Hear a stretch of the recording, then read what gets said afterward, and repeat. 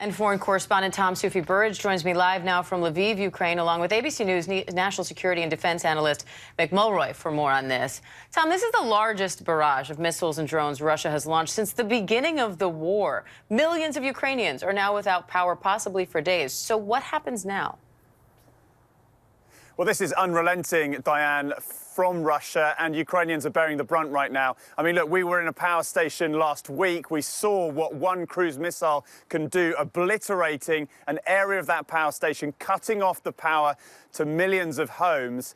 And Russia continues to do this. Today, we've seen more strikes in the south, in Odessa. We saw that missile strike in James's report in Dnipro. That's a central eastern city.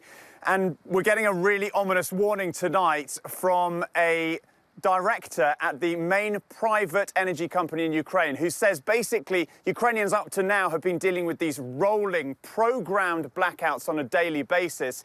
He is now warning Ukrainians that they will now face prolonged blackouts, possibly for days instead of hours. And look, Ukraine's air defenses are working flat out. The US has given Ukraine high-tech equipment. 2 new NASAM systems are now in operation.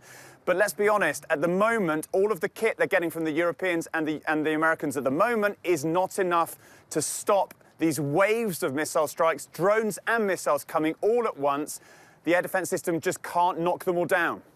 And Tom, I can see it looks like it's snowing there. It's very cold, clearly. When you talk about power being out, you often think of the lights going out. But can you talk about the impact of having power out for millions for prolonged periods of time, as you're describing? Well, look, Diane, in this country, generators are sold out, right? You go into schools, there are generators just to keep the power going so kids can learn. Then you think of hospitals and critical infrastructure like that. Again, generators are keeping things going at the moment.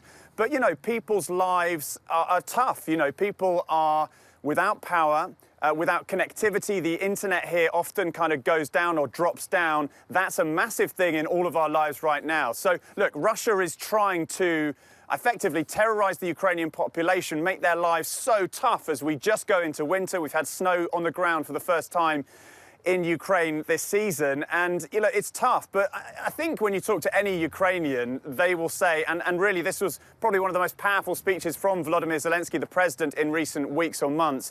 He kind of said, look, we can do without power, we can do without electricity, we can do without water, but we're not going to bend the knee. We're not going to succumb. We're not going to let Russia effectively take over our country. We are going to remain an independent nation. Now, Mick, yesterday, U.S. Army General Mark Milley said the probability of Ukraine winning this war isn't high because Russia still has a significant amount of combat power. What does that mean for Ukraine at this point, and what would they need to change that? So, Diane, I think what he's really telling everybody is that although we've seen great strides in this counteroffensive, taking back Kherson and Kharkiv and other areas, we shouldn't expect this to be over anytime soon. The further that the Russians have to withdraw and concentrate into certain areas, the harder those fights will be in those areas. So I think what he's trying to say is we should not expect this to be over anytime soon. Ukrainians have the initiative, have the momentum, but this is going to be a long, hard slog. All right, Tom Burridge, Mick Mulroy, thank you both. Hi, everyone. George Stephanopoulos here. Thanks for checking out the ABC News YouTube channel. If you'd like to get more videos, show highlights, and watch live event coverage, click on the right over here to subscribe to our channel. And don't forget to download the ABC News app for breaking news alerts. Thanks for watching.